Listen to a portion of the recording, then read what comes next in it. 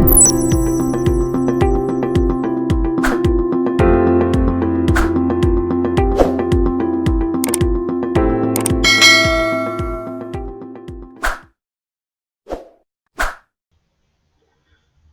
ka-MG, this is the second part of our video tutorial on how we're going to find the solution set of the inequality. So another example is x squared plus 2x minus 15 is greater than or equal to 0. So first step is to change the quadratic inequality to quadratic equation in standard form. X squared plus 2x minus 15 is equal to 0.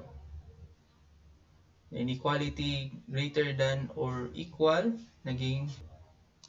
Second is to find the roots of x squared plus 2x minus 15 is equal to 0. What will be the factors of x squared plus 2x minus 15 is equal to 0 na ang sum niya is equal to 2 and ang product niya is equal to negative 15. So let's try to find out. So ang dalawang factors or dalawang numbers is negative 3 and 5. So 5 plus negative 3 is equal to 2 and 5 times negative 3 is equal to negative 15. Ito na yon. So yung dalawang factors niya ay ang quantity ng x minus 3 and x plus 5 is equal to 0. Then we use zero product property to solve for the value of x. X minus 3 is equal to 0 and x plus 5 is equal to 0. Para makuha ang value ng x, inad lang natin ng both side ang equation. Inad lang natin ng 3 ang both side ng equation.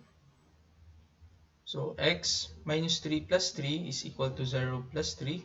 So x is equal to 3 and x plus 5 minus 5 is equal to 0 minus 5. So ito na yon, x is equal to 3 and x is equal to negative 5.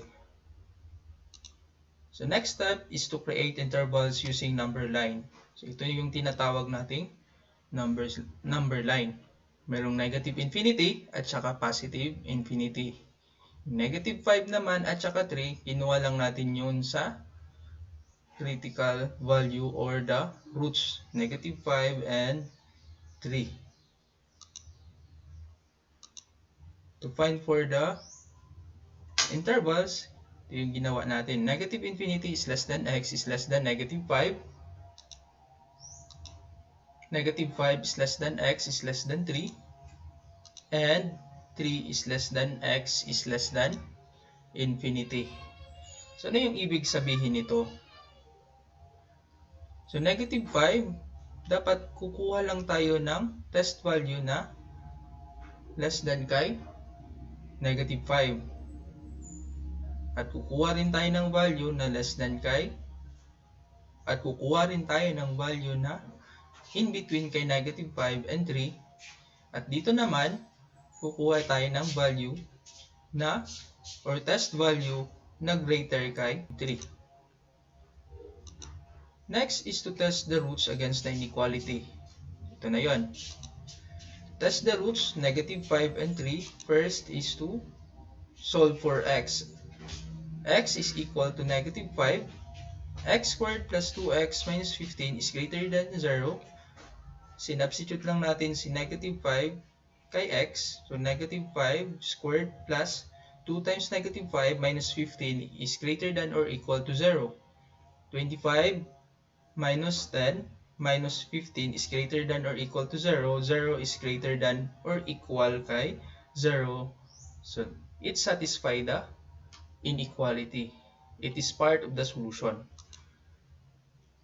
So ito yung solid circle. Ang meaning nito, included siya sa solution set. Another is for positive 3. For x is equal to 3, x squared plus 2x minus 15 is greater than or equal to 0 from the inequality. So 3 squared plus 2 times 3 minus 15 is greater than or equal to 0. 9 plus 6 minus 15 is greater than or equal to 0. 0 is greater than or equal to 0. Again, it satisfies the inequality. 0 is greater than or equal to 0. So meron na naman tayong solid circle na ang ibig sabihin ay part siya ng solution. Step 5 is to test a number from each interval against the inequality. Darken the parts of the number line that represents the solution set. Ito lang muna yung unang gagawin natin. Itetest natin ito. Si negative infinity is less than x is less than negative 5. Ngayon ay kukuha tayo ng test value. Ang ginamit natin ay negative 6. For negative infinity is less than x is less than negative 5, let x is equal to negative 6. X squared plus 2x minus 15 is greater than or equal to 0. Negative 6 squared plus 2 times negative 6 minus 15 is greater than or equal to 0. 36 minus 12 minus 15 is greater than or equal to 0. 9 is greater than or equal to 0. Again, it is true. So, part ng solution, C, negative infinity is less than x is less than negative 5. So, ito na yon. Meron siyang dark na straight line up to negative infinity. Next is to test the value of negative 5 is less than x is less than 3.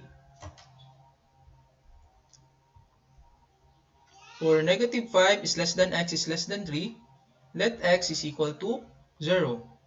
X squared plus 2x minus 15 is greater than or equal to 0. 0 squared plus 2 times 0 minus 15 is greater than or equal to 0. 0 minus 15 is greater than or equal to 0. Negative 15 is greater than or equal to 0. Meaning hindi siya part ng solution. Itong in between kay negative 5 and 3. Next is to test the value of 3 is less than x is less than infinity. For 3 is less than x is less than infinity, ang ginamit natin na test value ay 4. X squared plus 2x minus 15 is greater than or equal to 0. So 4 squared plus 2 times 4 minus 15 is greater than or equal to 0. 16 plus 8 minus 15 is greater than or equal to 0. 9 is greater than or equal to 0. So meaning it satisfies the inequality. So it is part of the solution.